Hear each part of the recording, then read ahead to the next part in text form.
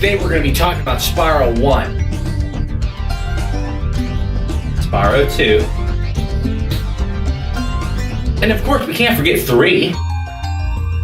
Alright everybody, and yes, we are going to be talking about all 3 PlayStation Spyro games. And why am I just covering the PlayStation Spyro games?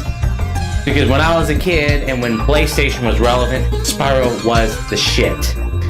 And of course, Spyro 1, 2, and 3, all on the PlayStation, are the most memorable of the series, by far. When you mention Spyro to somebody, they're thinking about either Spyro 1, 2, or 3. Now, I'm going to cover all those games real quickly in this video, just to bring back some nostalgic feelings of possibly when you were a kid playing the same games. Spyro the Dragon, the first game to me, I had come across it through a demo CD of about 15 games. I believe it came with my PlayStation whenever I first got it, and flipping through the demo list of what to play, and I seen a little purple dinosaur that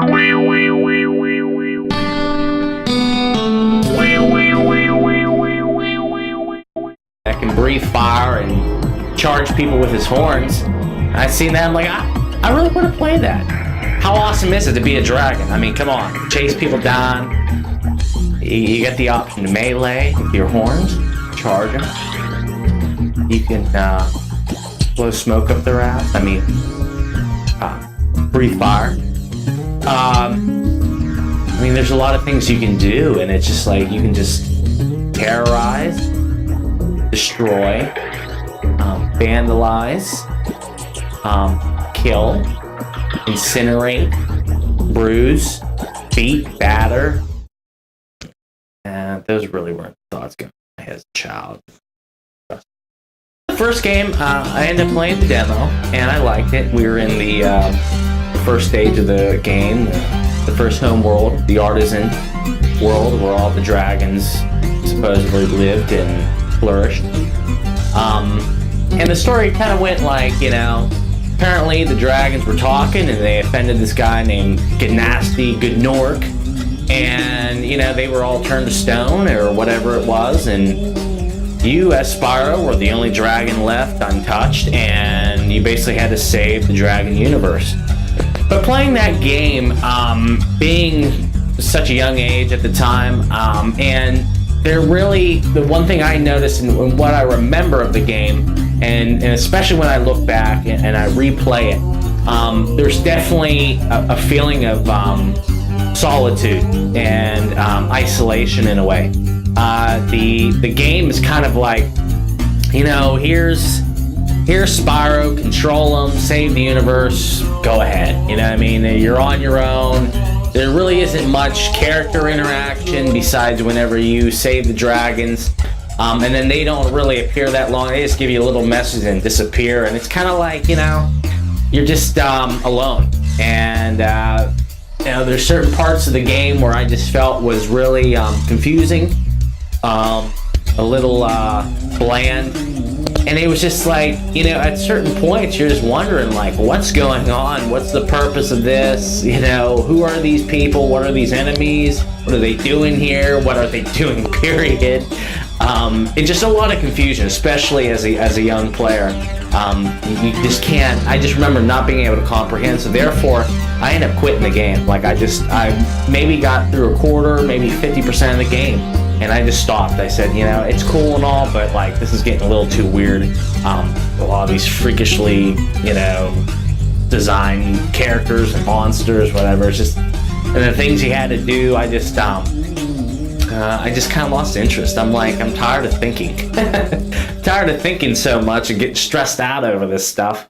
And of course, those are the thoughts that I was having when I was a kid. But the turning point for me in the Spyro series that really got me hooked and really took my heart, so to speak, as a gamer was definitely Spyro 2, Riptos Rage. And I went to the store one day, I seen that game, Spyro 2, Riptos Rage. I looked at the cover, I'm like, that's a game for me.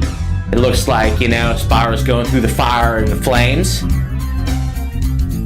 But, I gave it a try. I said, the first one kind of sucked me. it just kind of introduced me to Spyro, and maybe this one would be better. And I played it, and they finally introduced more of a story-filled atmosphere, more direction, and you just feel more immersed. There was actually a story other than just go after nasty Nork and go through these random portals and collect gems. So number 2 really took me by storm, and I really got hooked. With the storyline of Ripto and the Professor and the Fawn, and then you have Hunter. And then the worlds have all these characters and the people talking to you for, it seemed like the first time in a while, like you're actually having communication with other characters in the game. And I just felt like there was more direction, more immersiveness, and more the feeling of a purpose as a gamer. I felt like there was a purpose. I needed to get these orbs. I needed to get these talismans, not only for myself, but for the people of, Avalar. I believe that's how you pronounce it, Avalar. And to finally, once and for all, defeat Ripto. I was hooked. That was a great improvement for the series, and just the whole franchise in general. Also, the gameplay was a lot better. They added new things. You could actually go underwater, swim. They just kind of perfected the mechanics for the time, and it was just a great experience. Spyro 2: Ripto's Rage is a game that I will never forget. I can't tell you how many hours I played it. I mean, I've played it over multiple times. That was the game that really motivated me to go back and collect all the gems, to absolutely beat it 100% and get all the collectibles, whatever. And so that's what got me hooked. Now, number 3, I don't really remember how I came across 3. It's probably out at the store with my mom, and we went to the electronics department. I looked, and I'd probably seen them, and that's how I got it. But Spyro 3 to me was very good as far as the gameplay, the levels and the music were fantastic. I loved how there was still that story, immersiveness, interaction, and for the first time in the series, you could actually be other characters, and it includes levels that you can control sparks. It was definitely, I can't say it was a huge upgrade from Spyro 2 Ripto's Rage. Ripto's Rage is just a classic to many people, especially to myself. But number 3 definitely was not a decrease. It was not a step back for the series. It was a step forward.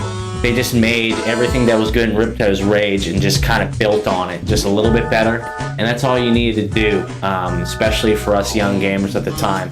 We didn't really pay attention to the glitches, the draw distance, anything that would, bother us now since we're older and we kind of see.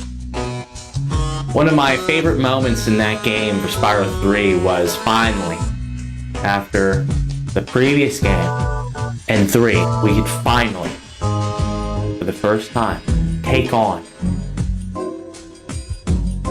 the most rude, greedy, fat, just utter piece of trash moneybags. Oh, it was so satisfying. It was so satisfying to light him up and, set his pants on fire.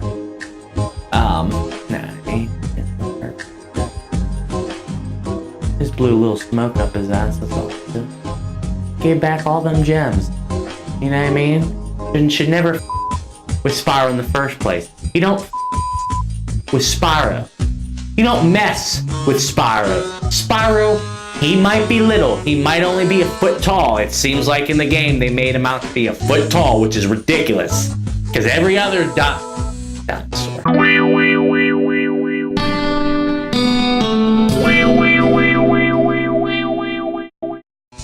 Every other dragon is like 10 feet tall, 7 feet tall at the least. You got little Spyro. He looks like a little bitch. The thing is, he ain't no bitch. He'll light you up. And he will take over your gaming world. You go back in time, become a kid again, and live in the 90s, early 2000s. I did go back at a later age, while still being young, but at a later age, and I did beat Spyro 1. And that, you know, I just felt like I finally completed the trilogy. Like, I had to go back. I had unfinished business. I beat Nasty Nork, got all the gems. I was excited. I was happy. But this is a great game overall. The voice acting in 1 kind of sucked. The voice acting in 2 was better. It was good. The music, music in number 1 is classic. Music in number 2 is great. Music in 3 is just kind of like, how can I explain? It just feels like, it sounded like in number 3 they just kind of modernized the music. I mean, I'm not going to go into detail, but it just feels like the music evolved. I can't describe it. It was just more like rock and, you know, I don't make any sense. But thanks for watching, guys. Till next time.